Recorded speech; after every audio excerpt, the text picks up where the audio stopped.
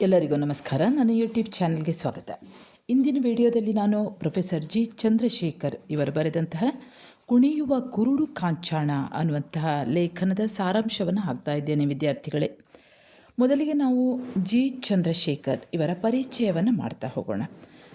Professor G Chandrashekhar ಅವರು 29/4/1956 ಮಂಡ್ಯದ ಮಾರಗೌಡನಹಳ್ಳಿಯಲ್ಲಿ ಜನಿಸಿದರು. ಇವರ ತಂದೆ ಗೋಪೇಗೌಡ, ತಾಯಿ ಚಿಕ್ಕತಿಮ್ಮಮ್ಮ.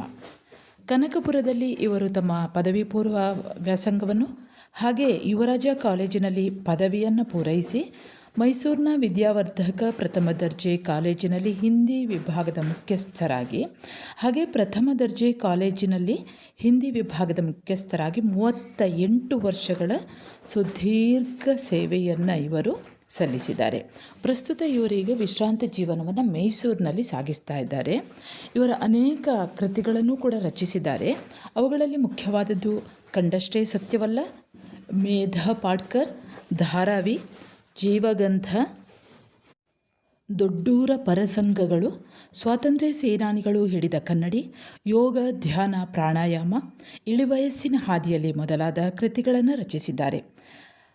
ಹಾಗೆ ಅನುವಾದ ಇವರ ಆಸಕ್ತಿಯ ಕ್ಷೇತ್ರಗಳಾಗಿವೆ. ಹಾಗೆ 2 ಕಾದಂಬರಿಗಳನ್ನು ಕೂಡ ಬರೆದಿದ್ದಾರೆ. ರಾತ್ರಿ ಪಯಣ, ಅಂತಿಮ ಸತ್ಯಾಗ್ರಹ ಅನ್ನುವಂಥದ್ದು.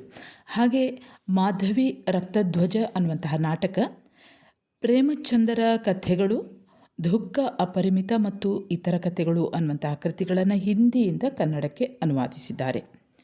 ಇನ್ನು ವಿದ್ಯಾರ್ಥಿಗಳೇ, ಈ ಪಾಠದ ಆಶಯ ನೋಡಿ. ಕುಣಿಯುವ ಕುರುಡು ಕಾಂಚಾಣ ಅನ್ನುವಂಥ ಪ್ರಬಂಧವನ್ನು ಅವರ ಕಂಡಷ್ಟೇ ಸತ್ಯವಲ್ಲ ಅನ್ನುವಂಥ ಪ್ರಬಂಧ ಸಂಕಲನದಿಂದ ಆಯ್ದುಕೊಳ್ಳಲಾಗಿದೆ. ನಿಮಗೆಲ್ಲ ಗೊತ್ತಿರ್ಬೋದು ವಿದ್ಯಾರ್ಥಿಗಳೇ, ಹಣ ಅನ್ನುವಂಥ ಸರ್ವಸ್ವ, ಹಣ ಅಂದರೆ ಹೆಣವು ಬಾಯಿ ಬಿಡ್ತದೆ ಅನ್ನುವಂಥದ್ದು. ಅವರು ಈ ಹಣಕ್ಕಾಗಿ ಏನು ಬೇಕಾದರೂ ಮಾಡಲಿಕ್ಕೆ ಸಿದ್ಧವಿರುವವರು. ಆದರೆ ಈ 2 ಇಲ್ಲಿ ಕೆಲವೊಂದು ಉದಾಹರಣೆಗಳನ್ನು ಕೊಡ್ತಾರೆ ಲೇಖಕರು. ಅದರಲ್ಲಿ ಧನಾರ್ಜನೆಯೇ ಜೀವನದ ಪರಮ ಗುರಿಯಲ್ಲ, ಅದಕ್ಕೂ ಮಿಗಿಲಾದದ್ದು ಬೇರೊಂದಿದೆ ಅನ್ನುವಂತಹ ಭಾವವನ್ನು ಇಲ್ಲಿ ಪ್ರೊಫೆಸರ್ ಜಿ ಚಂದ್ರಶೇಖರ್ ಅವರು ಓದುಗರಿಗೆ ತಲುಪಿಸುವಂಥ ಪ್ರಯತ್ನವನ್ನು ಮಾಡ್ತಾರೆ. ಮಾನವೀಯ ಸಂಬಂಧಗಳನ್ನು ಮೀರಿದ ಒಂದು ಆಧ್ಯಾತ್ಮದ ಗೆರೆ ಇದೆ. ಆ ಆಧ್ಯಾತ್ಮದ ಗೆರೆ ಕಂಡೂ ಕಾಣದ ಹಾಗೆ ಇಣುಕುವುದನ್ನು ನಾವೀ ಲೇಖನದಲ್ಲಿ ಗಮನಿಸಬಹುದು. ಸರಿ ವಿದ್ಯಾರ್ಥಿಗಳೇ, ನಾವೀಗ ಲೇಖನವನ್ನು ನೋಡೋಣ. ಲೇಖಕರು ತಮ್ಮ ಈ ಲೇಖನದಲ್ಲಿ ಕುಣಿಯುವ ಕುರುಡು ಕಾಂಚಾಣ ಅನ್ನುವಂಥ ಲೇಖನದಲ್ಲಿ ಒಂದು ವಿಷಯವನ್ನು ಪ್ರಸ್ತಾಪಿಸ್ತಾರೆ. ಅದು ಯಾವುದಂದರೆ, ಕೆಲ ವರ್ಷಗಳ ಹಿಂದೆ ಇಂಡಿಯಾ ಟುಡೇ ಅನ್ನುವಂಥ ಪತ್ರಿಕೆಯಲ್ಲಿ ಒಂದು ಲೇಖನ ಬಂದಿತ್ತಂತೆ. ಅದು ಯಾವುದಂದರೆ, ಗುಜರಾತಿಯ ಅಹಮದಾಬಾದ್ ನಗರದ ಪ್ರತಿಷ್ಠಿತ ವಜ್ರ ವ್ಯಾಪಾರಿಯ ಒಬ್ಬನೇ ಮಗ, ಆತನ ಹೆಸರು ಅತುಲ್ ಶಾ. ಈತನೊಬ್ಬ ಹರೆಯದ ಹುಡುಗನಾಗಿದ್ದ. ವಯಸ್ಸು ಸುಮಾರು 22-24 ಆಸುಪಾಸು, ಅಂದರೆ ಅಷ್ಟರ ಒಳಗಿನವನು. ಯಾವುದಕ್ಕೂ ಕೊರತೆ ಇಲ್ಲದ ಜೀವನವಾಗಿತ್ತು. ಐಷಾರಾಮಿ ಬದುಕು. ದೊಡ್ಡ ಬಂಗಲೆ, 4-6 ಐಷಾರಾಮಿ ಕಾರುಗಳು, ಆಳುಕಾಳುಗಳು. ವ್ಯಾಪಾರ ಸಂಬಂಧವಾಗಿ ತಿಂಗಳಿಗೆ 2-3 ಬಾರಿಯಾದರೂ ವಿದೇಶಕ್ಕೆ ಪ್ರವಾಸ ಹೋಗ್ತಾ ಇದ್ದಂತಹ ಈ ತರುಣ ಯಾವುದಕ್ಕೂ ತೊಂದರೆ ಇಲ್ಲ. ಅಂದರೆ ಯಥೇಚ್ಛವಾಗಿ ಅಷ್ಟು ಹಣ ಇದೆ ಅವನ ಹತ್ರ. ಈ ಹರೆಯದ ವಯಸ್ಸಂದರೆ ನಿಮಗೆಲ್ಲ ಗೊತ್ತಿದೆ, ಮನಸ್ಸಿನಲ್ಲಿ ಏನೇನೋ ಕಾಮನೆಗಳು, ಏನೇನೋ ಆಸೆಗಳು ಚಿಗುರೊಡೆದು ಅದು ರೆಂಬೆ ಕೊಂಬೆಗಳಾಗಿ ಇಡೀಯಾಗಿ ಆವರಿಸುವಂಥ ಘಟ್ಟ ಹದಿಹರೆಯ. ಈ ಹುಡುಗನಿಗೆ, ಅವನಿಗೆ ಈಗಾಗಲೇ ಹಣ ಇದೆ, ವೈಭವ ಅಂದರೆ ಅವನಿಗೆ ವಾಕರಿಕೆ ಬರುವಷ್ಟು ಅವನಲ್ಲಿ ಹಣ ಇದ್ದು, ಅವನಲ್ಲಿ ಈ ಭೋಗ ಜೀವನ ಅನ್ನೋದೇ ಅಸಹ್ಯ ಹುಟ್ಟಿಸಿ ಬಿಟ್ಟಿತ್ತಂತೆ. ಈ ಕಾರು, ಬಂಗಲೆ, ವಹಿವಾಟು ಎಲ್ಲ ಮುಳ್ಳಾಗಿ ಚುಚ್ಚತೊಡಗಿತ್ತು. ಒಂದು ದಿನ ಈ ಅತುಲ್ ಶಾ ಏನು ಮಾಡ್ತಾನಂದರೆ, ತನ್ನ ತಂದೆಯ ಬಳಿಗೆ ಬರ್ತಾನಂತೆ. ಅವ್ರು ಹೇಳ್ತಾರಂತೆ, ತಂದೆಯ ಹತ್ತಿರ ತನ್ನ ಮನಸ್ಸಿನಲ್ಲಿರುವಂತಹ ಒಂದು ಆಸೆಯನ್ನು ಹೇಳ್ಕೊಳ್ತಾನಂತೆ. ಆಸೆ ಅಂದರೆ ಬಹಳ ನೋಡಿ, ಈ ಆಸೆ ಏನು ಅನ್ನುವಂಥದ್ದು ಯಾರೂ ಕೂಡ ಊಹಿಸದೇ ಇರುವಂತಹ, ಅದು ಕೂಡ ಹೆತ್ತ ತಂದೆ ಅಂತೂ ಊಹಿಸಲು ಸಾಧ್ಯವಾಗದೇ ಇರುವಂತಹ ವಿಷಯವನ್ನು, ಅವನ ಮನಸ್ಸಿನ ಆಸೆಯನ್ನು ಅವರ ಎದುರಿಗಿಟ್ಟಾಗ ಆ ತಂದೆಗೆ ಹೃದಯಾಘಾತವಾಗುವುದೊಂದೇ ಬಾಕಿ. ಯಾಕಂದರೆ ಮಗನ ಮಾತುಗಳು ಆ ಮಾತು ತಂದೆಯನ್ನು ಧೈರ್ಯವಿಲ್ಲದವರ ಹಾಗೆ ಮಾಡಿಬಿಟ್ಟಿತಂತೆ. ಅವರು ತಲೆ ಮೇಲೆ ಕೈ ಹೊತ್ತು ಕುಳಿತು ಬಿಟ್ರಂತೆ, ಮಾತು ಹೊರಡಲಿಲ್ಲ ಅಂತೆ. ಏನಪ್ಪ ಇದು ಗ್ರಹಚಾರ, ಇರೋ ಒಬ್ಬ ಮಗನೂ ಕೂಡ ಹೀಗಾಗಿ ಬಿಟ್ನಲ್ಲ, ಮುಂದೇನು ಮಾಡೋದು ಅನ್ನುವಂಥ ಒಂದು ದೊಡ್ಡ ಸಮಸ್ಯೆ ಈ ಅತುಲ್ ಶಾನ ತಂದೆಯ ಮನಸ್ಸಿನಲ್ಲಿ ಬಂದು ಹೋಗ್ತದಂತೆ. ಅತುಲ್ ಶಾ ಹಾಗಾದರೆ ಅತುಲ್ ಶಾ ಏನು ಹೇಳಿರ್ಬೋದು? ಅತುಲ್ ಶಾ ಹೇಳಿದ್ದಿಷ್ಟೇ, ಅಪ್ಪಾಜಿ ನನಗೆ ಈ ವಹಿವಾಟು, ಹಣಕಾಸು, ಓಡಾಟ ಎಲ್ಲ ಸಾಕಬೇಕಾಗಿದೆ. ನನಗೆ ಇದು ಯಾವುದೂ ಬೇಡ. ನಾನು ಇವೆಲ್ಲವನ್ನು ಬಿಟ್ಟು ಸನ್ಯಾಸತ್ವ ಸ್ವೀಕರಿಸಬೇಕು ಅಂದ್ಕೊಂಡಿದ್ದೇನೆ. ದಯಮಾಡಿ ತಾವು ನನ್ನನ್ನು ಹರಸಿ ಮುಂದಿನ ದಾರಿ ಸುಗಮವಾಗುವಂತೆ ಮಾಡಿ ಅಂತ. ಇಷ್ಟೇ. ತಂದೆಗೆ ಏನಾಗಿರ್ಬೋದು ನಿಮಗೆ ಗೊತ್ತಿದೆ. ಅಯ್ಯೋ, ಇರುವ ಒಬ್ಬ ಮಗ ಸನ್ಯಾಸಿಯಾಗಿ ಮನೆ ಮಠ ತೊರೆದರೆ ನನ್ನ ವಹಿವಾಟಿನ ಮುಂದಿನ ಗತಿ? ಕೋಟ್ಯಾಂತರ ರೂಪಾಯಿ ವಹಿವಾಟು, ಹೇಳಿ ಕೇಳಿ ವಜ್ರದ ವ್ಯಾಪಾರಿ. ತನ್ನ ಹತ್ತಿರದ ಸ್ನೇಹಿತರಿಗೆ, ಬಂಧು ಬಳಗದವರಿಗೆ ತನ್ನ ಮಗ ಹೇಳಿದಂಥ ಈ ಒಂದು ಸೂಕ್ಷ್ಮವಾದಂಥ ಈ ವಿಷಯವನ್ನು ಅವರಿಗೆಲ್ಲರಿಗೆ ಹೇಳಿಬಿಡ್ತಾರಂತೆ. ಕೆಲವರು ಬಂದು ಈ ಹುಡುಗನ ಹತ್ತಿರ ಪರಿಪರಿಯಾಗಿ ಸಮಾಧಾನವನ್ನು ಮಾಡಿದರು. ಆದರೆ ಅತುಲ್ ಶಾ ಯಾವುದಕ್ಕೂ ಹಾಂ ಅನ್ಲೂ ಇಲ್ಲ, ಅನ್ಲೂ ಇಲ್ಲ.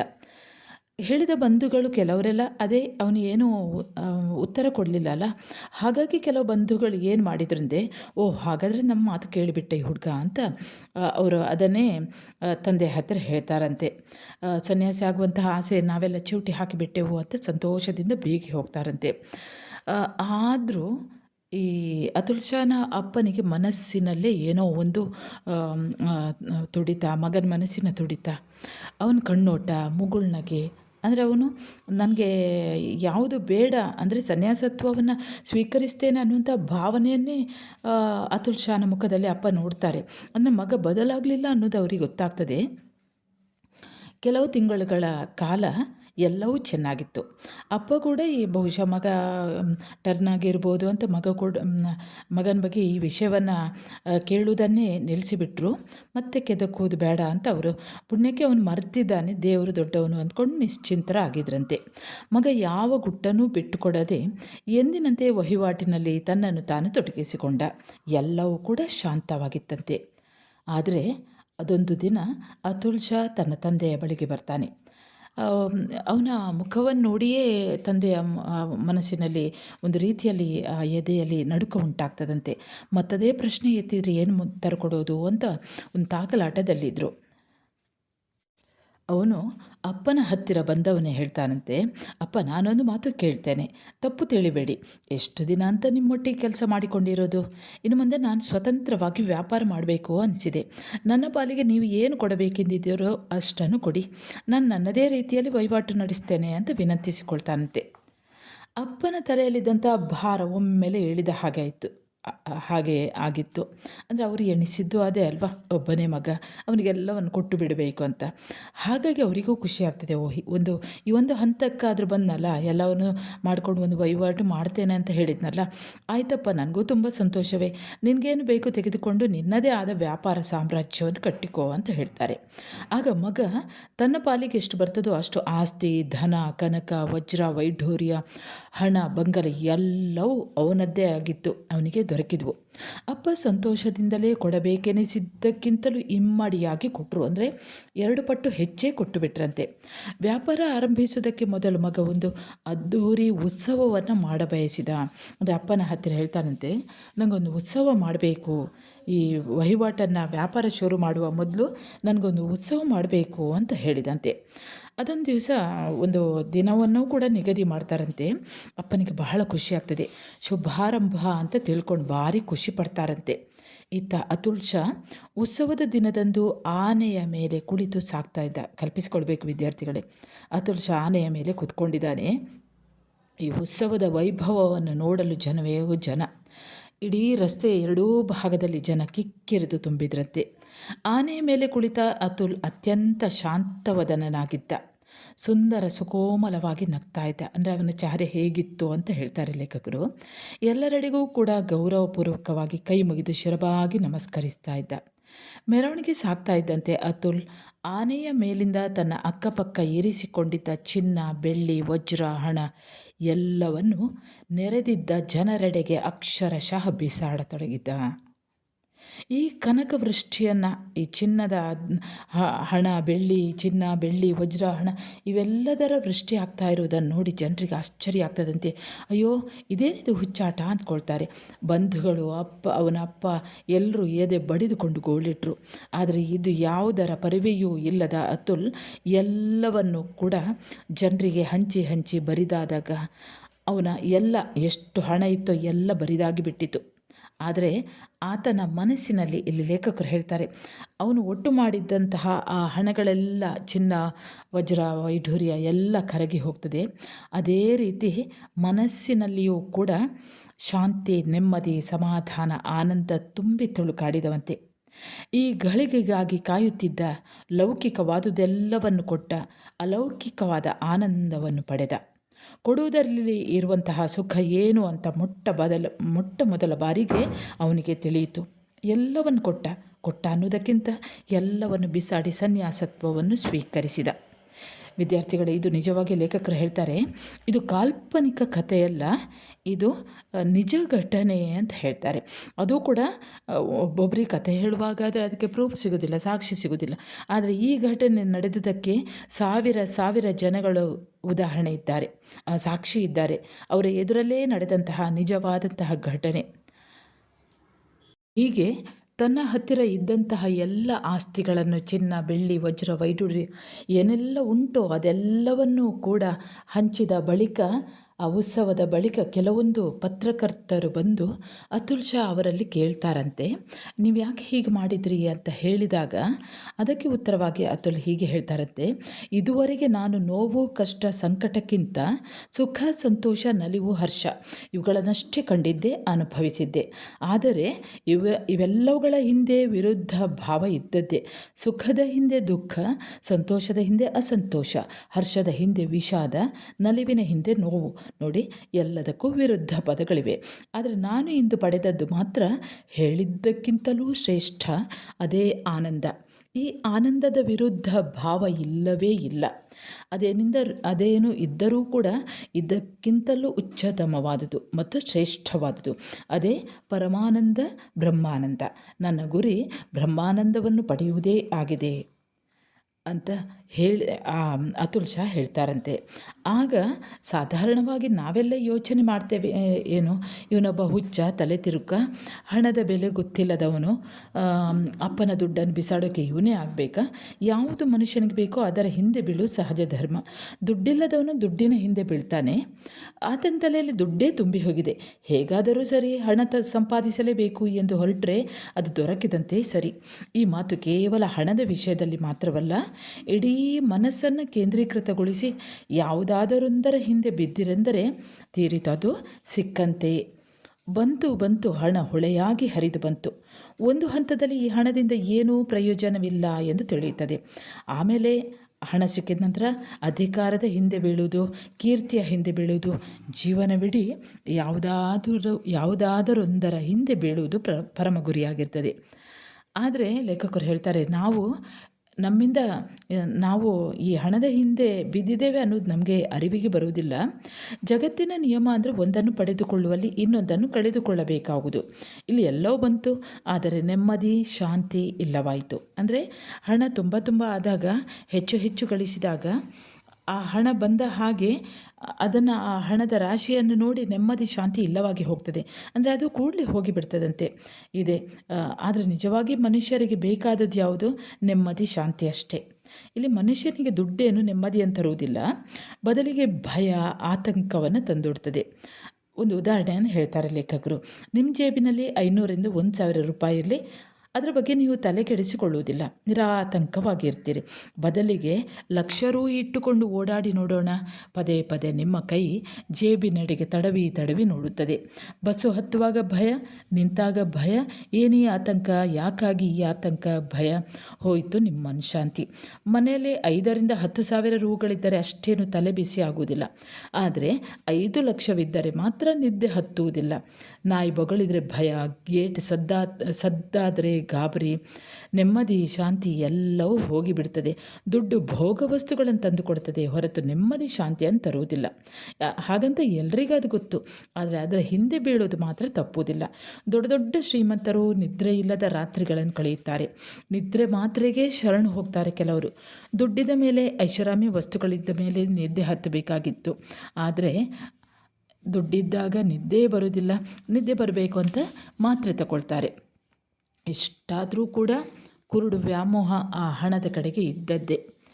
ಹೀಗೆ ಇಲ್ಲಿ ಹೇಳ್ತಾರೆ, ಲೇಖಕರು ಹೇಳ್ತಾರೆ, ಈ ಅತುಲ್ ಶಾ ಅಷ್ಟೆಲ್ಲ ದಾನ ಮಾಡಿಬಿಟ್ಟ, ಎಲ್ಲವನ್ನು ಕೊಟ್ಟು ಬಿಟ್ಟ. ಯಾಕಂದರೆ ಅವನಿಗೆ ಈ ಭೋಗ ಜೀವನದ ಮೇಲೆ ವಾಕರಿಕೆ ಬಂದದ್ರಿಂದ ಅವನು ಇರುವುದೆಲ್ಲವನ್ನು ಬಿಟ್ಟು ಶಾಂತಿಯನ್ನು ಅರಸಿ ಹೊರಟ. ದುಡ್ಡು ಸುಖ ಕೊಡುವುದಿಲ್ಲವೆನ್ನುವ ಸತ್ಯದ ಸಾಕ್ಷಾತ್ಕಾರ ಅವನಿಗೆ ಅಷ್ಟರಲ್ಲಾಗಲೇ ಆಗಿತ್ತು. ಆದ್ದರಿಂದಲೇ ಅವನು ಎಲ್ಲವನ್ನು ಧಿಕ್ಕರಿಸ್ತಾನೆ. ಏನೂ ಇಲ್ಲದಿದ್ದಾಗ ಬಿಡುವುದು ಸುಲಭ, ಆದರೆ ಎಲ್ಲವೂ ಯಥೇಚ್ಛವಾಗಿ ಇದ್ದಾಗ ತ್ಯಜಿಸುವುದು ಕಷ್ಟ. ಕನ್ನಡದಲ್ಲಿ ಒಂದು ಮಾತಿದೆ, ಮಲ್ಲ ಒಲ್ಲ, ಯಾಕೆಂದರೆ ಅವನ ಹತ್ರ ಇಲ್ಲ, ಅದಕ್ಕೆ ಒಲ್ಲ. ಆದರೆ ಎಲ್ಲವೂ ಇದ್ದಾಗ, ಯಾಕಂದರೆ ಅವನಿಗೆ ಯಾವುದು ಬೇಡ, ಯಾಕಂದರೆ ಅದು ಇಲ್ಲ, ಹಾಗಾಗಿ ಅವನಿಗೆ ಬೇಡ. ಆದರೆ ಎಲ್ಲವೂ ಇದ್ದಾಗ ಒಲ್ಲೆ ಎನ್ನುವುದು ಸರಳವಲ್ಲ. ಅದಕ್ಕೆ ಮನಸ್ಸಿನ ನಿಗ್ರಹ ಬೇಕು, ಹತೋಟಿ ಬೇಕು. ಅದು ಎಂದಿಗೂ ಕೂಡ ಎಲ್ಲರಿಗೂ ಕೂಡ ಎಟುಕದ ಮಾತು. ಅಂದರೆ ಹಣದ ಹಿಂದೆ ಎಲ್ಲರೂ ಕೂಡ ಹೋಗಿಯೇ ಹೋಗ್ತಾರೆ. ಅದಕ್ಕೆ ಲೇಖಕರು ಹೇಳ್ತಾರೆ, ಇಷ್ಟೆಲ್ಲ ಶ್ರೀಮಂತರ ನಡುವೆ ಅಥವಾ ನಿಮ್ಮ ನಡುವೆ ಈ ಅತುಲ್ ಶಾನಂತವರು ಎಷ್ಟು ಇದ್ದಾರೆ ಹೇಳಿ ಅಂತ ಹೇಳ್ತಾರೆ. ಲೇಖಕರು ಅತುಲ್ ಶಾನ ಜೊತೆಗೆ ಇನ್ನೊಂದು ಉದಾಹರಣೆಯನ್ನು ಕೊಡ್ತಾರೆ. ಶ್ರೀಯುತ ಶಿವಿಂದರ್ ಮೋಹನ್ ಸಿಂಗ್ ಅನ್ನುವಂಥ ಹೆಸರನ್ನು ಹೇಳ್ತಾರೆ, ನೆನಪಿನಲ್ಲಿಟ್ಕೊಳ್ಳಿ. ಎಲ್ರಿಗೂ ಗೊತ್ತಿದೆ ಫೋರ್ಟಿಸ್ ಆಸ್ಪತ್ರೆ ಅನ್ನುವಂಥದ್ದು. ಅದೇ ಫೋರ್ಟಿಸ್ ಆಸ್ಪತ್ರೆ ಸಮೂಹಗಳ ಒಡೆಯರಲ್ಲಿ ಒಬ್ಬರಾದವರು ಶ್ರೀ ಶಿವಿಂದರ್ ಮೋಹನ್ ಸಿಂಗ್ ಈ ಆಸ್ಪತ್ರೆಗಳ ಸಮೂಹದ ಕಾರ್ಯಪಾಲಕರಲ್ಲದ ಉಪಮುಖ್ಯಸ್ಥ. ಎಲ್ಲ ಹೊಣೆಯನ್ನು ನಿರ್ವಹಿಸುತ್ತಿದ್ದವರು ಇವರ ಅಣ್ಣ ಮಲವಿಂದರ್ ಮೋಹನ್ ಸಿಂಗ್. ಇದೊಂದೇ ವ್ಯವಹಾರ ಮಾತ್ರ ಇರುವುದಲ್ಲ ಇವರಿಗೆ. ಇದರ ಜೊತೆಗೆ ಚಿನ್ನದ ಮೊಟ್ಟೆ ಇಡುತ್ತಿದ್ದ ದೇಶದ ಪ್ರಮುಖ ಉದ್ಯೋಗಗಳಾದ ರ್ಯಾನ್ಬಾಕ್ಸಿ ಅಂದರೆ ಔಷಧ ತಯಾರಿಕಾ ಸಂಸ್ಥೆ ಮತ್ತು ರೆಲಿಗೇರ್ ಹಣಕಾಸು ವ್ಯವಹಾರ ಸಂಸ್ಥೆ, ಇದರ ಒಡೆತನ ಕೂಡ ಅವರಿಗಿತ್ತು. ಅಮೆರಿಕದ ಡ್ಯೂಕ್ ವಿಶ್ವವಿದ್ಯಾನಿಲಯದಿಂದ MBA ಪದವಿ ಪಡೆದ ಈ ಶಿವಿಂದರ್ ಮೋಹನ್ ಸಿಂಗ್ ಆತ ವ್ಯವಹಾರ ಚತುರ. ಆದರೆ ತನ್ನ 40ನೇ ವಯಸ್ಸಿಗೆ ಹಣಕಾಸು ವ್ಯವಹಾರ, ಐಷಾರಾಮಿ ಜೀವನ, ವಿಶ್ರಾಂತಿ ಇಲ್ಲದ ಓಡಾಟ ಎಲ್ಲವೂ ಕೂಡ ಆತನಿಗೆ ಬೇಸರ ತರಿಸಿಟ್ಟಿದ್ದವಂತೆ. ಹಣದ ಹೆಸರು ಕೇಳಿದರೆ ರೋಸಿ ಹೋಗ್ತಾ ಇದ್ರು ಸಿಂಗ್. ಆತನಿಗಾಗಲೇ ಜೀವನದ ಪರಮಶ್ರೇಷ್ಠ ಸತ್ಯದ ಅರಿವು ಆಗತೊಡಗಿತ್ತು. ಧನ ಕನಕವೇ ವೈಭವವೇ ಜೀವನವಲ್ಲ, ಇದರಾಚೆ ಏನೋ ಇದೆ ಅನ್ನುವಂಥ ಹುಡುಕಾಟ ಅವರಲ್ಲಿ ಪ್ರಾರಂಭವಾಗಿತ್ತು. ಆಧ್ಯಾತ್ಮದತ್ತ ತುಡಿತ ಹೆಚ್ಚುತ್ತಾ ಬಂತು. ತನ್ನಲ್ಲಿದ್ದ ಹಣವನ್ನು ಸೇವಾ ಸಂಸ್ಥೆಗಳಿಗೆ ಹಂಚತೊಡಗಿದ್ರು. ಅಷ್ಟರಲ್ಲಾಗಲೇ ಇವರು ದೇಶದ 35ನೇ ಶ್ರೀಮಂತರ ಸ್ಥಾನವನ್ನು ಪಡೆದುಕೊಂಡಿದ್ದರು.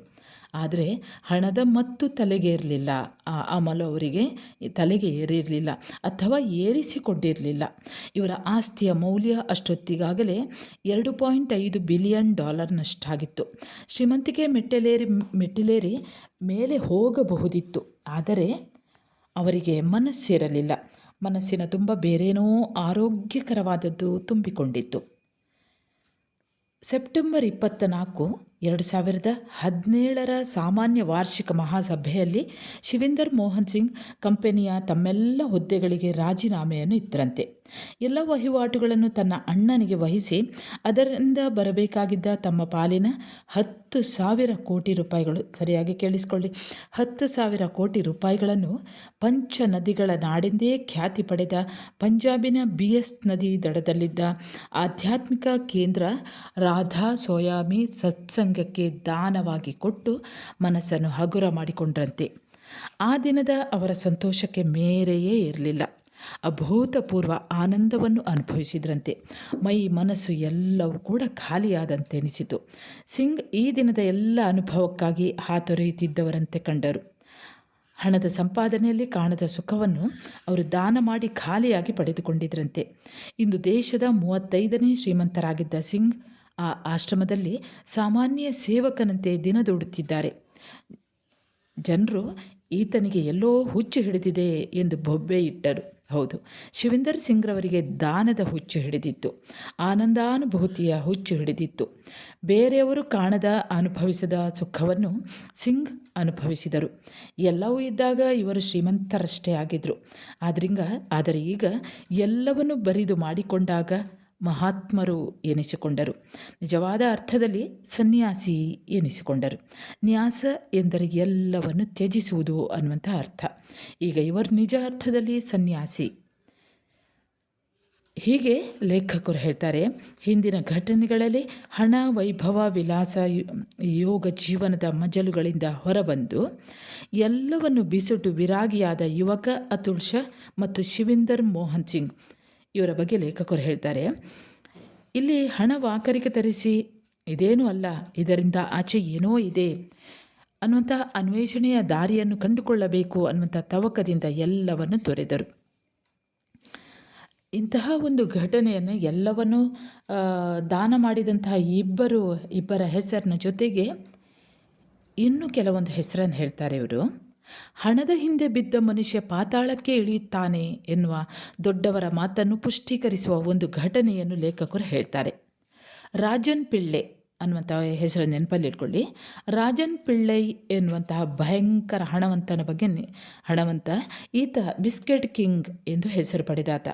ಓಡಾಟಕ್ಕೆ ಸ್ವಂತ ವಿಮಾನದ ಒಳಾವರಣವೆಲ್ಲ ಇಂದ್ರನ ವೈಭವೋಪೇತ ವಿಲಾಸದಂತೆ ಕಂಗೊಳಿಸುತ್ತಿತ್ತಂತೆ. ಅಂದರೆ ಪ್ರೈವೇಟಾಗಿ ವಿಮಾನ ಇತ್ತು. ದೇಶ ವಿದೇಶಗಳಲ್ಲಿ ಖಾಸ ಅತಿಥಿ ಗೃಹಗಳು, ದೊಡ್ಡವರೊಂದಿಗೆ ಓಡಾಟ, ಗೆಳೆತನ, ಅತ್ಯಂತ ಶ್ರೀಮಂತಿಕೆಯ ಕಾರುಬಾರು ಈತನದಾಗಿತ್ತು. ಈತ ತೀರ ವಯಸ್ಸು ಕಳೆದವನೇನಲ್ಲ, ಸರಿಸುಮಾರು 45-50 ಆಜುಬಾಜಿನಲ್ಲಿ, ಅಂದರೆ ಅಷ್ಟರ ಒಳಗೆ. ಇದಕ್ಕಿಂತ ಇನ್ನೇನು ಬೇಕಿತ್ತು? ಎಲ್ಲವೂ ಇದ್ದವು. ಎಲ್ಲ ಸುಖಗಳನ್ನು ಕೂಡ ಆತ ಅನುಭವಿಸಿದ್ದ. ಆದರೂ ಧನದಾಹ, ಈ ದಾಹ ಮಾತ್ರ ಹಿಂಗುವಂಥದ್ದಲ್ಲ. ಇಷ್ಟೆಲ್ಲ ಆದರೂ ಯಾವುದೋ ಒಂದು ಕೆಟ್ಟ ಗಳಿಗೆಯಲ್ಲಿ ಫೆರಾ ಅಂದರೆ ಫಾರಿನ್ ಎಕ್ಸ್ಚೇಂಜ್ ರೆಗ್ಯುಲೇಷನ್ ಆ್ಯಕ್ಟ್ ಅನ್ನುವಂತಹ ಒಂದು ಹಗರಣದಲ್ಲಿ ಸಿಕ್ಕಿಬೀಳ್ತಾನೆ. ಈ ಹಗರಣದಿಂದ ಅಷ್ಟು ಸುಲಭವಾಗಿ ತಪ್ಪಿಸಿಕೊಳ್ಳಿಕ್ಕಾಗುವುದಿಲ್ಲ. ಈ ನಿಯಮವನ್ನು ಉಲ್ಲಂಘಿಸಿರುವುದು ಮೇಲ್ನೋಟಕ್ಕೆ ಕಂಡುಬರ್ತಾ ಇತ್ತು.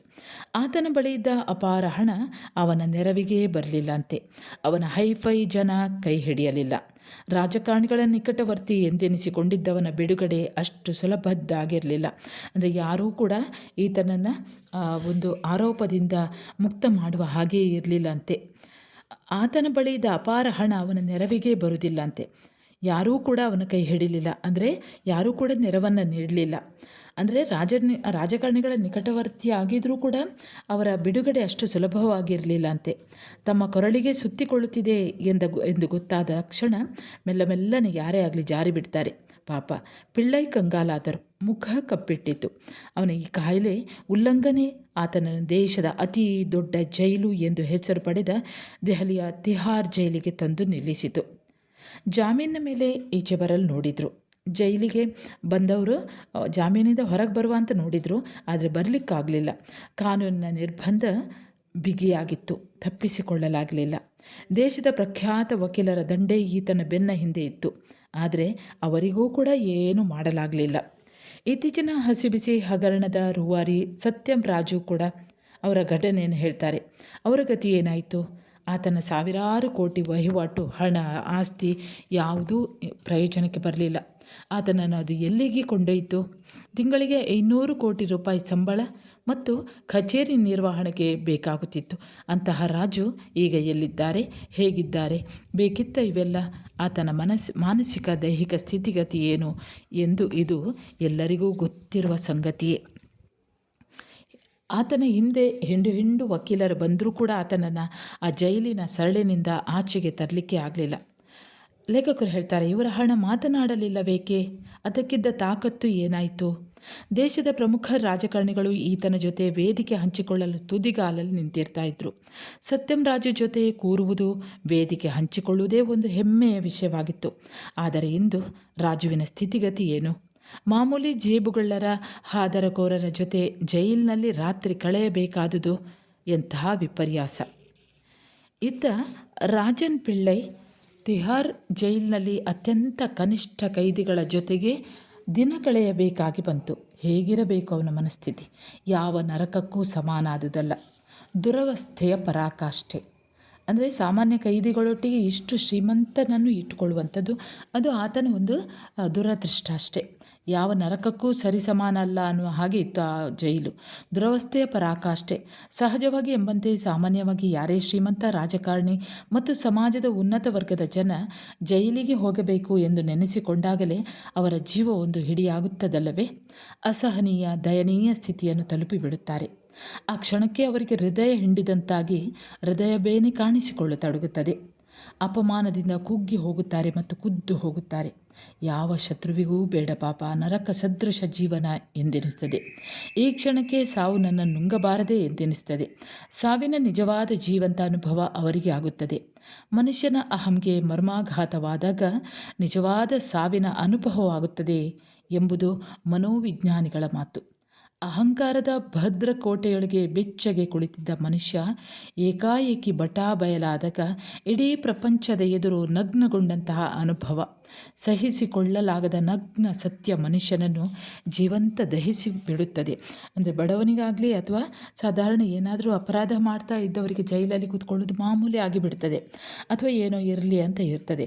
ಆದರೆ ಇಂತಹ ಶ್ರೀಮಂತರಿಗೆ, ಶ್ರೀಮಂತಿಕೆಯಲ್ಲೇ ದಿನ ಕಳೀತಾ ಇರುವಂತಹ ಎಷ್ಟೋ ಜನ ರಾಜಕಾರಣಿಗಳ ಪರಿಚಯ ಇರುವಂತಹ, ಹಣದ ಸುಪ್ಪತ್ತಿಗೆಯಲ್ಲೇ ಇರುವಂತಹ ಶ್ರೀಮಂತರಿಗೆ ಇಂತಹ ದುಸ್ಥಿತಿ ಬಂದಾಗ ಅವರಿಗೆ ಅದನ್ನು ಸಹಿಸಿಕೊಳ್ಳಿಕ್ಕಾಗುವುದಿಲ್ಲ. ದಿನದ 18 ಗಂಟೆ ಕೆಲಸದಲ್ಲಿ ತೊಡಗಿರುತ್ತಿದ್ದ ಪಿಳ್ಳೈಗೆ ನಿಜಕ್ಕೂ ಜೈಲಿನ 4 ಗೋಡೆಯೊಳಗೆ ಬದುಕು ನರಕ ಯಾತನೆ ಎನಿಸಿತು. ಕೆಲವು ದಿನಗಳ ಬಳಿಕ ಸಣ್ಣಗೆ ಆತನಿಗೆ ಎದೆಯಲ್ಲಿ ಛಳಕು ಕಾಣಿಸಿಕೊಂಡಿತು. ಜೈಲಿನ ಸೂಪರಿಂಟೆಂಡೆಂಟ್ಗೆ ನಿವೇದಿಸಿಕೊಂಡರು. ಅವರು ಹೇಳ್ತಾರಂತೆ, ಪಿಳ್ಳೈ ಹೇಳ್ತಾರಂತೆ, ನನ್ನ ಜೀವಕ್ಕೆ ಅಪಾಯ ಒದಗಿದೆ, ದಯಮಾಡಿ ನನ್ನನ್ನು ಆಸ್ಪತ್ರೆಗೆ ಕಳಿಸಿ ಅಂತ. ಎಲ್ಲರಿಗೂ ಕೂಡ ಅಂಗಲಾಚುತ್ತಾರೆ, ಆಮಿಷ ತೋರಿಸ್ತಾರೆ, ಹೊರಗಿನಿಂದ ಒತ್ತಡ ತರಿಸ್ತಾರೆ. ಆದರೆ ಪಿಳ್ಳಯ್ಯ ದುರದೃಷ್ಟ ಯಾವುದೂ ಕೂಡ ಫಲ ಕೊಡಲಿಲ್ಲ. ಇದೆಲ್ಲ ದೊಡ್ಡವರ ಮಾಮೂಲಿ ರಗಳೆ ಚಾಳಿ ಎಂದುಕೊಂಡು ತೀರಾ ಗಂಭೀರವಾಗಿ ಮೇಲಿನ ಮಾತುಗಳನ್ನು ಗಣನೆಗೆ ತೆಗೆದುಕೊಳ್ಳಿಲ್ಲ. ಅಂದರೆ ಕರ್ಕೊಂಡು ಹೋಗಿ ಅಂತ ಹೇಳಿದ್ದು, ಎದೆ ನೋವಾಗ್ತದೆ ಅಂತ ಹೇಳಿದ್ದು. ಜೈಲಿಗೆ ಬಂದ ಎಲ್ಲ ಹಣವಂತರ ಪ್ರಭಾವಿಗಳ ಮಾಮೂಲಿ ನಾಟಕ ಅಂತಲೇ ಸುಮ್ಮನಾಗಿ ಬಿಡ್ತಾರೆ. ಮಾರನೇ ದಿನ ವಿಪರೀತ ತಾಳಿಕೊಳ್ಳಲಾಗದ ಎದೆ ನೋವು ಅವರನ್ನು ಆವರಿಸಿಕೊಳ್ಳುತ್ತದೆ. ಬಿದ್ದು ಬೇಡಿಕೊಳ್ತಾರಂತೆ. ಜೈಲಿನ ವೈದ್ಯರು ಅವರನ್ನು ತಪಾಸಿಸ್ತಾರೆ. ಹೌದು, ಇವನಿಗೆ ನಿಜಕ್ಕೂ ಹೃದಯದ ತೊಂದರೆ ಇದೆ ಅಂತ ಗೊತ್ತಾಗಿ ತುರ್ತಾಗಿ ಇವರನ್ನು ದೊಡ್ಡಾಸ್ಪತ್ರೆಗೆ ಸೇರಿಸಬೇಕಂತ ಶಿಫಾರಸು ಮಾಡ್ತಾರೆ. ಹೇಳಿ ಕೇಳಿ ಜೈಲು. ಅದರಲ್ಲಿಯೂ ಕೂಡ 12,000ಕ್ಕೂ ಅಧಿಕ ಸಂಖ್ಯೆಯಲ್ಲಿ ಖೈದಿಗಳಿರುವಂತಹ ತಿಹಾರ್ ಜೈಲು. ಏನೇ ತುರ್ತು ಎಂದರೂ all India institute of medical ಸೈನ್ಸ್ಗೆ ದಾಖಲು ಮಾಡಲು ಗಂಟೆಗಳೇ ಬೇಕಾದವು. ಆಂಬ್ಯುಲೆನ್ಸ್ನಿಂದ ಇಳಿಸಿ ಸ್ಟ್ರೆಚ್ಚರ್ ಮೇಲೆ ಮಲಗಿಸಿಕೊಂಡು ಎಮರ್ಜೆನ್ಸಿ ವಾರ್ಡ್ ಕಡೆಗೆ ನಡೆದರು. ಆದರೆ ಅಲ್ಲಿ ಹಾಸಿಗೆ ಖಾಲಿ ಇರಲಿಲ್ಲ. ಕೆಲ ಸಮಯ ಕಾಯಬೇಕಾಗಿ ಬಂತು. ಹಾಸಿಗೆ ಖಾಲಿ ಇರದೇ ಇದ್ದುದರಿಂದ ಕೆಲ ಸಮಯ ಕಾಯಬೇಕಾಗಿ ಬಂತು. ಕೆಲ ಹೊತ್ತು ಆತನ ಶರೀರ ಹೊತ್ತ ಸ್ಟ್ರೆಚ್ಚರ್ ಅನಾಥವಾಗಿ ನಿಂತಿತ್ತು. ಬಹುಶಃ ಹೃದಯದ ಬೇನೆ ಅದರ ಗಡಿಯನ್ನು ದಾಟಿತ್ತು. ತೊಟ್ಟಿದ್ದ ಬಿಳಿ ಅಂಗಿಯ ಮೇಲೆ ರಕ್ತ ಕಾರಿಕೊಂಡ. ಬಹುಶಃ ಮಾಸಿವ್ ಹಾರ್ಟ್ ಅಟ್ಯಾಕ್ ಆಗಿರಬಹುದು ಅಂತ ಅನಿಸ್ತದೆ. ಕಾವಲಿಗಿದ್ದ ಪೊಲೀಸ್ನವರ ಕಾಲುಗಳು ಚುರುಕಾದವು. ಅಲ್ಲೆಲ್ಲ ಓಡಾಡಿದ್ರು, ಯಾರ್ಯಾರಿಗೋ ಸುದ್ದಿ ಮುಟ್ಟಿಸಿದ್ರು. ಆದರೆ ವೈದ್ಯರು ಬರುವಷ್ಟರಲ್ಲಿ ಪಿಳ್ಳೈ ಇಹಲೋಕ ಯಾತ್ರೆ ಮುಗಿಸಿಯಾಗಿತ್ತು. ಲೇಖಕರು ಹೇಳ್ತಾರೆ, ಅವರಿಗೆ ಅಲ್ಲಿ ಆ ಕಾರಿಡಾರ್ನಲ್ಲಿ ಅನಾಥವಾಗಿ ಸ್ಟ್ರೆಚ್ಚರ್ ಮೇಲೆ ಶವವಾಗಿ ಬಿದ್ದಿದ್ದ ಚಿತ್ರ, ಅಂದರೆ ಇಂಡಿಯಾ ಟುಡೇ ಪತ್ರಿಕೆಯಲ್ಲಿ ಬಂದಿತ್ತಂತೆ, ಅದು ಈಗಲೂ ಕೂಡ ತನ್ನ ಕಣ್ಣಿಗೆ ಕಟ್ಟಿದಂತಿದೆ ಅಂತ ಹೇಳ್ತಾರೆ. ಅದೇ ಪಿಳ್ಳೈ ಜೈಲಿನೊಳಗಿಲ್ಲದೆ ಈಚೆ ಇದ್ದಾಗ ಈ ಸ್ಥಿತಿ ಬಂದಿದ್ದರೆ ದೇಶ ವಿದೇಶಿ ಡಾಕ್ಟರ್ಗಳ ದಂಡೇ ಇರುತ್ತಿತ್ತು. ಕೋಟಿಗಟ್ಟಲೆ ಹಣ ನೀರಿನಂತೆ ಚೆಲ್ಲಿ ಔಷಧೋಪಚಾರ ನಡೆದಿರ್ತಾ ಇತ್ತು. ಆದರೆ ಈಗ ಅನಾಥ ಶವವಾಗಿ ಗೊತ್ತು ಗುರಿಯಿಲ್ಲದೆ ಬಿದ್ದಿದ್ದ. ಯಾಕೆ ತಾನು ಈ ವಿಷಯವನ್ನು ಇಲ್ಲಿ ಉಲ್ಲೇಖಿಸ್ತಾರೆ ಅಂದರೆ ಅದರ ಕಾರಣವನ್ನು ಹೇಳ್ತಾರೆ. ಮನುಷ್ಯನ ದುರಾಸೆ ಯಾವ ಹಂತಕ್ಕೆ ಕೊಂಡೊಯ್ಯುತ್ತದೆ ಅಂತ ಹೇಳಲು ಪಿಳ್ಳೈ ಆಗಿರಬಹುದು. ಇತ್ತೀಚಿನ ತಾಜಾ ಸುದ್ದಿಗೆ ಗ್ರಾಸವಾದ ಸತ್ಯಂ ರಾಜು ಮತ್ತು ಸಹೋದರರು ಇರಬಹುದು. ಇವರ್ಯಾರಿಗೂ ಅದ್ದೂರಿಯಾಗಿ ಬದುಕಲು ಹಣದ ಕೊರತೆ ಏನಿರಲಿಲ್ಲ. ಕೊರತೆ ಇದ್ದದ್ದು ಆಸೆಯ ಮಿತಿ. ಆಸೆಗೆ ಮಿತಿ ಪಡಲೇ ಇಲ್ಲ. ಸೀದಾ ಅವರು ಆಸೆ ಪಡ್ತಾ ಹೋದರು. ಅದಕ್ಕೆ ಮಿತಿ ಅನ್ನುವಂಥದ್ದು ತರಲೇ ಇಲ್ಲ. ದಿನಪ್ರತಿ ಇಂತಹ ಘಟನೆಗಳನ್ನು ಮೇಲಿಂದ ಮೇಲೆ ಎಲ್ಲರೂ ಕೂಡ ಓದ್ತಾ ಇರ್ತಾರೆ. ಅಕ್ಕಪಕ್ಕದಲ್ಲಿ ಎಲ್ಲವನ್ನೂ ಕೂಡ ಗಮನಿಸ್ತಾ ಇರ್ತಾರೆ. ಇಂತಹ ವಿಚಾರಗಳ ಬಗ್ಗೆ ಗಂಟೆಗಟ್ಟಲೆ ಮಾತನಾಡ್ತಾರೆ. ಆದರೆ ಎಲ್ಲವೂ ಕೂಡ ಮಾತಿನಲ್ಲೇ ಈ ಕ್ರಿಯೆಗಳೆಲ್ಲ ಸತ್ತು ಹೋಗುತ್ತವೆ, ಕಾರ್ಯರೂಪಕ್ಕೆ ಬರುವುದೇ ಇಲ್ಲ. ನಾಲಿಗೆ ನುಡಿದದ್ದನ್ನು 5% ಕಾರ್ಯರೂಪಕ್ಕೆ ತಂದರೂ ಸಾಕು. ತಾವು ಎಲ್ಲರೂ ಕೂಡ ಅತ್ಯಂತ ಉತ್ತಮ ನಾಗರಿಕರಾಗಿ ಬಾಳಿ ಬದುಕಿ ಸುತ್ತಮುತ್ತಲ ಸಮಾಜದ ಆರೋಗ್ಯವನ್ನು ಕೂಡ ಕಾಪಾಡಬಹುದು ಅಂತ ಲೇಖಕರು ಹೇಳ್ತಾರೆ. ಮನುಷ್ಯ ಹಣದ ಬೆನ್ನು ಬಿದ್ದಾಗ ತನ್ನ ಐಷಾರಾಮಿ ಜೀವನಕ್ಕೆ ದುಡ್ಡು ಹೇಗಾದರೂ ಸರಿ ಹೊಂದಿಸಬೇಕು ಅಥವಾ ಸರಿಬೇಕು ಅನಿಸಿದಾಗ ಎಂತಹ ಹೀನ ಕೃತ್ಯವನ್ನು ಮಾಡಲು ಕೂಡ ಹೇಸುವುದಿಲ್ಲ. ಇಂತಹ ಘಟನೆಗಳು ಕೂಡ ಬೇಕಾದಷ್ಟು ನಡೀತಾ ಇರ್ತದೆ. ಇನ್ನೊಂದು ವಿಷಯವನ್ನು ಹೇಳ್ತಾರೆ ಲೇಖಕರು. ಮೊನ್ನೆ ಎಲ್ಲ ಪ್ರಮುಖ ದಿನಪತ್ರಿಕೆಗಳಲ್ಲಿ ಸುದ್ದಿ ಮಾಡಿದ ಕಿಶೋರ್ ಚೌಹಾಣ್ ಮತ್ತು ಆತನ ಮಂತ್ರವಾದಿ ಮಿತ್ರ ರಾಠೋಡ್ ನಡೆಸಿದಂತಹ ನಾಗರಿಕ ಸಮಾಜ ತಲೆ ತಗ್ಗಿಸುವಂತಹ ಹೀನ ಕೃತ್ಯ. ಕಿಶೋರ್ ಮುಂಬಯಿಯ ಸಣ್ಣ ಉದ್ಯಮಿ, ಹೆಂಡತಿ ಮತ್ತು 2 ಮಕ್ಕಳೊಡನೆ ಆರಾಮವಾಗಿ ಜೀವನ ನಡೆಸ್ತಾ ಇದ್ದ. ಉದ್ಯಮ ಎಂದ ಮೇಲೆ ಏಳು ಬೀಳುಗಳು ಇದ್ದೇ ಇರ್ತವೆ. ಇವನ ಉದ್ಯಮದಲ್ಲಿಯೂ ಕೂಡ ಬೀಳು ಅನ್ನುವಂಥ ತಲೆದೋರಿತು. ಸಾಲ ಸೋಲ ಮಾಡಿ ತತ್ತರಿಸಿ ಕೊನೆಗೆ ಮೊರೆ ಹೊಕ್ಕದ್ದು ನಕಲಿ ಮಂತ್ರವಾದಿ ರಾಠೋಡ್ನನ್ನು. ಅವನ ಸಲಹೆ ಮೇರೆಗೆ ಉದ್ಯಮದಲ್ಲಿ ಲಾಭ ಗಳಿಸಬೇಕು ಎಂದಾದಲ್ಲಿ ಸಾಲದಿಂದ ಮುಕ್ತಿ ಪಡೆಯಲಿಕ್ಕಾಗಿ ತನ್ನ ಸ್ವಂತ ಮಗಳ ಕೂಡ ಲೈಂಗಿಕ ಸಂಪರ್ಕ ಹೊಂದಬೇಕು ಅಂತ ಹೇಳಿದ. ಈ ಹೀನ ತಂದೆ ಯಾವುದರ ಬಗ್ಗೆಯೂ ಆಲೋಚನೆ ಮಾಡಲೇ ಇಲ್ಲ. ತನ್ನ ಉದ್ಯಮ ಬೆಳಿಬೇಕು ಅನ್ನುವಂತಹ ಒಂದು ಮಾನಗೇಡಿ ತಂದೆ, ಬುದ್ಧಿಗೇಡಿ ತಂದೆ ಏನು ಮಾಡಿದ ಅಂದರೆ ಆ ಮಗಳೊಟ್ಟಿಗೆ ಸತತ 9 ವರ್ಷಗಳ ಕಾಲ ತನ್ನ ಸ್ವಂತ ಮಗಳ ಮೇಲೆ ಅತ್ಯಾಚಾರ ನಡೆಸಿದ. ಇತ್ತೀಚೆಗೆ ಆ ವಿಷಯ ಬೆಳಕಿಗೆ ಬರ್ತದೆ. ಈ ವಿಷಯವನ್ನು ಕೂಡ ಓದಲಿಕ್ಕೆ ಕೇಳಿಸಿಕೊಳ್ಳಲಿಕ್ಕೆ ನಮಗೆ ಮುಜುಗರವಾಗ್ತದೆ. ಹಣ ಗಳಿಸಬೇಕು ಅನ್ನುವಂತಹ ದುರಾಸೆ ಮತ್ತು ಮೂಢನಂಬಿಕೆ ಎಂತಹ ನೀಚ ಕಾರ್ಯಗಳಿಗೆ ಎಡೆ ಮಾಡಿಕೊಡುತ್ತದೆ ಎನ್ನುವುದಕ್ಕೆ ಇದಕ್ಕಿಂತ ದೊಡ್ಡ ಉದಾಹರಣೆ ಬೇರೆ ಯಾವುದೂ ಇಲ್ಲ. ಲೇಖಕರು ಕೊನೆಯದಾಗಿ ಒಂದು ಸಂದೇಶವನ್ನು ಕೊಡ್ತಾರೆ. ಅದು ಯಾವುದಂದರೆ, ಪ್ರಕೃತಿ ಎಂದು ಬೇಕಾದರೂ ಕರೆಯಿರಿ, ದೇವರು ಎಂದಾದರೂ ಕರೆಯಿರಿ. ಪ್ರತಿಯೊಬ್ಬ ಮನುಷ್ಯನ ಯೋಗ್ಯತೆಗಳಿಗೆ ಅನುಗುಣವಾಗಿ ಎಷ್ಟೆಷ್ಟು ಕೊಡಬೇಕೋ, ಹೇಗೆಲ್ಲ ಕೊಡಬೇಕೋ ಅಷ್ಟನ್ನು ಈ ಪ್ರಕೃತಿ ಕೊಟ್ಟಿದೆ. ಅದರಲ್ಲಿ ನೆಮ್ಮದಿಯ ಬದುಕನ್ನು ಸಾಗಿಸಬಹುದು. ನಮಗೆ ಎಷ್ಟು ಇದೆಯೋ ಅಷ್ಟರಲ್ಲಿ ನೆಮ್ಮದಿಯ ಬದುಕನ್ನು ಸಾಗಿಸಬಹುದು. ಯಾವಾಗ ಆಸೆಗೆ ಒಂದು ಮಿತಿ ಇದೆಯೋ ಆಗ ಜೀವನ ಸರಳವಾಗಿರ್ತದೆ. ಆಸೆಗಳು ವಿರಳವಾದಾಗ ಜೀವನ ಸರಳವಾಗ್ತದೆ. ಆದರೆ ಆಸೆಗಳು ಹೇರಳವಾದಾಗ ಜೀವನವೇ ವಿರಳವಾಗುತ್ತದೆ. ಹೇರಳ ಅಂದರೆ ಹೆಚ್ಚು, ವಿರಳ ಅಂದರೆ ಕಡಿಮೆ. ಯಾವಾಗ ಆಸೆ ಹೆಚ್ಚಾಗ್ತದೋ ಆಗ ಜೀವನ ಕಡಿಮೆ ಆಗ್ತದೆ. ಆಸೆಗಳು ಹೇರಳವಾದಾಗ ಜೀವನವೇ ವಿರಳವಾಗುತ್ತದೆ. ಒಟ್ಟಾರೆ ಮನುಷ್ಯನಿಗೆ ಬೇಕಿರುವುದು ನಿಜ ನೆಮ್ಮದಿ, ಶಾಂತಿ, ಸಮಾಧಾನದ ಬದುಕೆ ಹೊರತು ಸಮಸ್ಯೆಯ ಸುಳಿಗೆ ನೂಕುವ ಹಣವಲ್ಲ ಅನ್ನೋದನ್ನೇ ಇಲ್ಲಿ ಲೇಖಕರು ಹೇಳ್ತಾರೆ. ಅದೇ ಇದಕ್ಕೆ ಸಂಬಂಧಿಸಿದ ಹಾಗೆ 2 ಪ್ರಶ್ನೆಗಳಿವೆ. ಕುಣಿಯುವ ಕುರುಡು ಕಾಂಚಾಣ ಪ್ರಬಂಧದ ಆಶಯವೇನು? 2ನೇ ಪ್ರಶ್ನೆ, ಆಸೆಗೆ ಮಿತಿ ಇದ್ದಾಗ ಜೀವನ ಸರಳ ಎಂಬುದನ್ನು ಪ್ರಬಂಧದ ಹಿನ್ನೆಲೆಯಲ್ಲಿ ಚರ್ಚಿಸಿರಿ. ಸರಿ ವಿದ್ಯಾರ್ಥಿಗಳೇ, ಇಲ್ಲಿಗೆ ಕುಣಿಯುವ ಕುರುಡು ಕಾಂಚಾಣ ಅನ್ನುವಂಥ ಪ್ರಬಂಧದ ಸ್ವಾರಸ್ಯ ಮುಗಿಯುತ್ತದೆ. ನಾನು ಉಡುಪಿ ಜಿಲ್ಲೆಯಿಂದ ವಸಂತಿ ಅಂಬಲ್ಪಾಡಿ ಅಂತ. ವಿದ್ಯಾರ್ಥಿಗಳೇ, ನೀವು ನನ್ನ ಚಾನೆಲ್ಗೆ ಹೊಸಬರಾಗಿದ್ದಲ್ಲಿ ಮೊದಲು ಸಬ್ಸ್ಕ್ರೈಬ್ ಮಾಡೋದನ್ನು ಮರೆಯದಿರಿ. ಹಾಗೆ ಒಂದು ಲೈಕ್ ಕೊಡಿ, ಕಮೆಂಟ್ ಮಾಡಿ, ನಿಮ್ಮ ಸ್ನೇಹಿತರಿಗೂ ಕೂಡ ಇದನ್ನು ಶೇರ್ ಮಾಡಿ. ನಿಮ್ಮ ಕನ್ನಡ ಪಠ್ಯಪುಸ್ತಕಕ್ಕೆ ಸಂಬಂಧಿಸಿದ ಹಾಗೆ ಅನೇಕ ಪಾಠಗಳನ್ನು ಈಗಾಗಲೇ ಅಪ್ಲೋಡ್ ಮಾಡಿದ್ದೇನೆ, ಮುಂದೆಯೂ ಮಾಡ್ತಾ ಹೋಗ್ತೇನೆ. ಮುಂದೆ ಇನ್ನೊಂದು ಹೊಸ ಪಾಠದೊಂದಿಗೆ ಮತ್ತೆ ಬರುತ್ತೇನೆ. ಅಲ್ಲಿಯವರೆಗೆ ನಮಸ್ಕಾರ.